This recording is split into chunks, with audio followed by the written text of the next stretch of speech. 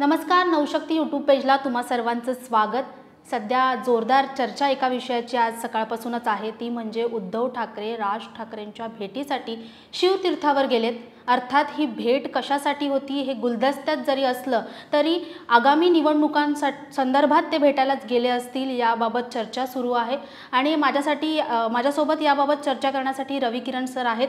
आणि सर, तुम्ही काय सांगाल की ही सव्वा तास चर्चा होती, कशाबद्दल नेमकी चर्चा झाली असेल, काय ठरलं असेल? निवडणुकांची तयारी हा एक महत्त्वाचा मुद्दा आहेच, पण त्याच्या आधी मला जे वाटतं ते असं आहे की प्रभाग रचना हा एक निवडणुकीचा महत्त्वाचा भाग असतो। निवडणुकीमध्ये वॉर्ड वाईज रचना जी झाली आहे त्याच्यामध्ये मुंबईमधले बरेचसे वॉर्ड इकडचे तिकडे केले आहेत। म्हणजे एखादी वस्ती, एखादी कॉलनी, एखादी चाळ इकडची तिकडे टाकली आहे बहुधा, आणि ती राजकीय व्यूहरचना आहे। त्याच्यामुळे शिवसेनेचा पारंपरिक मतदार एका मतदारसंघातून दुसऱ्या मतदारसंघात, म्हणजे एका वॉर्डातून दुसऱ्या वॉर्डात गेलेला आहे। तर याबद्दल काय करायचं, तर असं काही झालं की निवडणुकीचे सगळे आडाखे बदलतात। तर त्या आडाख्यामध्ये नवीन उमेदवार कसा बसवायचा, त्याचा हक्काचा मतदार जर समजा दुसऱ्या इलेक्टोरल वॉर्डमध्ये गेला असेल तर मग त्यांनी काय करायचं, मग त्याला तिकडून तिकीट द्यायचं की इकडून द्यायचं, मग तिकडं समजा दुसऱ्या म्हणजे मनसेचा प्रभाव असेल त्या भागामध्ये, तर मग शिवसेनेने काय करायचं। मला वाटतं या क्षणी ही चर्चा खूप महत्त्वाची आहे। आणि दुसरं एक आहे त्याला महत्त्वाचं की अनिल परब सोबत होते। अनिल परब हे एक वकील आहेत आणि समजा जर या प्रभाग रचनेला त्यांना आव्हान द्यायचं असेल की ही प्रभाग रचना बरोबर केलेली नाही, याच्यामध्ये राजकीय हेतू आहे, तर याला कशा पद्धतीने आव्हान देता येईल, न्यायालयात आव्हान द्यायचं की आणखी काय करायचं, किंवा सरकारकडे किंवा राज्य निवडणूक आयोगाकडे जायचं का, यासाठी पिटिशन दाखल करायचं का। मला वाटतं ह्या स्तरावरची ही बोलणी असावीत असा एक माझा प्राथमिक अंदाज आहे। ते जर स्वतःहून काही बोलले तर गोष्ट वेगळी, परंतु निवडणुकीची तयारी हा भाग तर कायमचाच असतो। त्यामुळे आज निवडणुकीसाठी भेटले वगैरे मानण्यापेक्षा प्रत्यक्ष या मुद्द्यावर चर्चा असावी असा माझा अंदाज आहे। पण त्यातही सगळ्यात महत्त्वाची बाब म्हणजे सर, ठाकरे आणि मातोश्री हे एक मोठं वलय आहे। मातोश्री म्हणजे खूप मोठं वलय आहे। म्हणजे जनरली लोक मातोश्रीवर भेटायला जातात, त्याची खूप मोठी चर्चा होत असते। पण मातोश्रीवरून उद्धव ठाकरे स्वतः शिवतीर्थावर राज ठाकरेंच्या घरी गेलेत, याविषयी काय सांगाल सर? असं आहे की उद्धव ठाकरे दुसऱ्या कोणाला नाही तर भावालाच भेटायला गेले, तेही ठाकरेच आहेत ना। त्याच्यामुळं मातोश्रीवर आले नाहीत आणि आपल्याला जावं लागलं याच्यामध्ये मानापमानाचा काही मला वाटते संबंध येत नाही।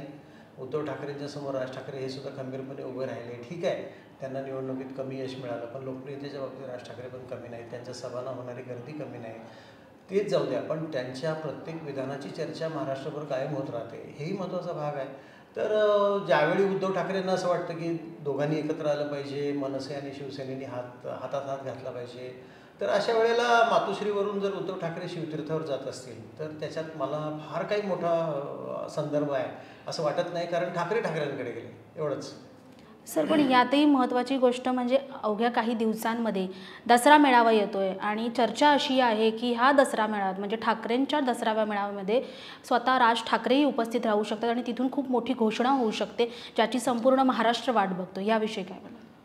मला वाटतं हा जर विषय दोघा भावांमध्ये आज चर्चेचा विषय असेल तर बहुधा ती प्रचाराचा शुभारंभ करणारी सभा असेल। म्हणजे दसरा मेळाव्यात निवडणुकीचं रणशिंग फुंकलं जाईल आणि दोघा भावांनी एकत्र येऊन भाषणं करायची की एकानेच बोलायचं, कारण मनसेचा मेळावा हा पाडव्याचा महत्त्वाचा असतो, गुढीपाडव्याचा। तर त्या दिवशी राज ठाकरे स्वतः काही मेळावा वगैरे घेत नाहीत, मग त्या दिवशी त्यांनी शिवतीर्थावर बाजूलाच त्यांना यायचं आहे, तर तिथे यावं की त्यांनी टाळावं, मला वाटतं हा एक त्यांच्या चर्चेचा विषय असू शकतो। आणि दसरा मेळावा यंदाचा खासच ठरेल। मला वाटतं शिवसैनिकांची उपस्थितीसुद्धा लक्षणीय असेल त्या निमित्ताने, कारण त्यांनासुद्धा ऐकायची इच्छा असेल की हे दोघं भाऊ नक्की एकत्र येणार, नक्की यांचा प्रोग्राम काय, यांची स्ट्रॅटेजी काय, हे काय आम्हाला देऊ इच्छित आहेत, किंवा मुंबईभर असं कुठलं वातावरण निर्मिती करू इच्छित आहेत। आणि नक्कीच उद्धव ठाकरेंना सुद्धा याची जाणीव असेलच, कारण राजकारणी आहेत ते, राजकारणी लोक 24 तास राजकारणाचा विचार करतात। तर त्यांनाही असं वाटत असेल की दसरा मेळाव्यामध्ये आपण असं मुंबई, ठाणे आणि मुंबई महानगर प्रदेश, थोडक्यात मुंबई महानगर प्रदेश आता मुंबई एकच आहे, तर त्याला काय आपण संदेश द्यायचा दसरा मेळाव्यामधून, दोघा भावांच्याबद्दलची काय भूमिका जाहीर करायची, शिवसेना आणि मनसेची भूमिका काय जाहीर करायची, मला वाटतं हा दसरा मेळावा लक्षणीय असेल। पण सर, ह्या दसरा मेळाव्यामध्ये जर ही युतीची घोषणा झाली तर सर्वात जास्त फटका कुणाला बसेल? युतीची घोषणा मला वाटते ज्या पद्धतीने दोघं भाऊ एकत्र येतात ती एक औपचारिकता आहे आता, म्हणजे सर्वांना हे समजून चुकलेलं आहे की हा जो संवाद दोघा भावांमध्ये वाढलेला आहे, गणपतीच्या निमित्तानं घरी जाणं, भेटणं, टीका टिप्पणी एकमेकांबद्दलची आता बंदच झाली आहे. त्यांचे जवळचे सहकारी आता त्यांच्यामधला सुसंवाद वाढला आहे. शिवसेना आणि मनसेचे जे समर्थक आहेत किंवा सैनिक आहेत ते एकत्र यायला लागलेत. तर आता जवळपास युती दोघांची झाल्याच जमा आहे. आता दुसरा प्रश्न जो महत्त्वाचा विचारला आहे तो आहे की याचा परिणाम काय होईल. तर शिवसेनेचा जन्म मुंबईत झाला, शिवसेनेची वाढ खऱ्या अर्थाने मुंबईत झाली, शिवसेनेची पकड मुंबईवर तयार झाली, अनेक राजकीय आव्हानं आली. मग कधी कोणी पडद्याआडून मदत केली असेल, कोणी जाहीरपणे केली असेल, परंतु शिवसेनेचा वर्चस्व मुंबईच्या राजकारणावर राहिलेलाच आहे. तर अशा वेळेला जेव्हा दोन ठाकरे वेगवेगळे लढत होते आणि आपापसात भांडत होते त्यावेळेला त्यांच्यापासून दुरावलेला जो काही मतदार आहे किंवा हे दोघे एकत्र येणार नाहीत किंवा यांना काय उपयोग आहे मतदान करून म्हणून जो टाळलेला मतदार आहे तो या दोघांच्या एकत्र येण्यामुळे एकावर एक अधिक एक राजकारणात दोन होत नसतात, तर एक आणि एक एकत्र आल्यावर 11 पण होत असतात.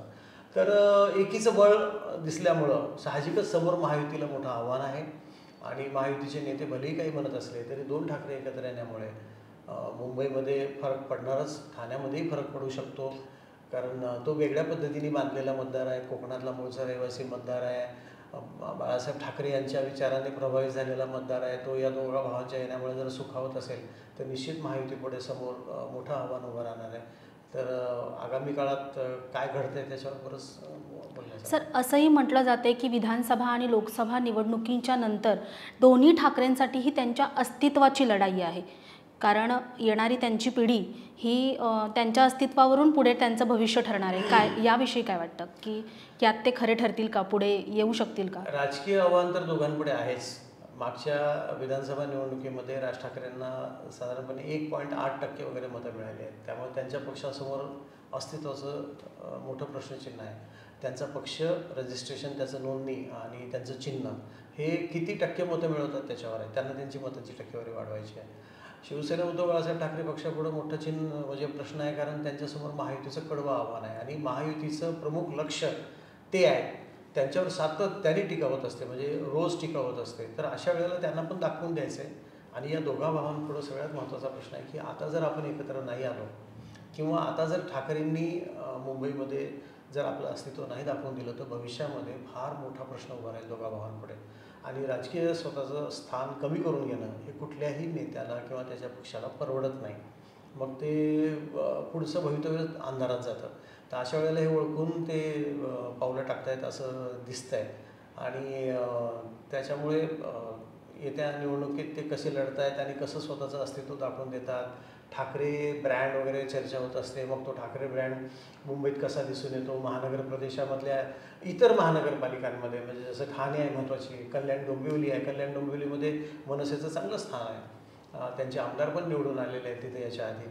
तर बहुधा ही गरज एकमेकांची ओळखून ते पावलं टाकतात तेवढं. सर, आता महत्त्वाची गोष्ट म्हणजे जेव्हा उद्धव ठाकरे राज ठाकरेंना भेटायला गेले, अगदी त्याच मिनिटाला नाशिक असू दे, ठाणे असू दे, मुंबई असू दे, या ठिकाणी अनेक महानगरपालिकांमध्ये जाऊन पण कार्यकर्त्यांच्या हालचाली पाहायला मिळाल्या, नेत्यांच्या हालचाली पाहायला मिळाल्या. अनेक ठिकाणी तर जाहीररित्या सांगण्यातही आलं. उदाहरणार्थ अविनाश जाधव आणि राजन विचारे यांनी एकत्रित मीडियाला बाईटसुद्धा दिलेले आहेत की आम्ही या महापालिकेसाठी एकत्र येतोय, निवडणुकांसाठी एकत्र येतोय. तर याविषयी काय वाटतं की कार्यकर्त्यांमध्ये उत्साह तर आहेच, पण याचा रिझल्ट कुठल्या कुठल्या भागात अधिक चांगला प्रखर दिसेल?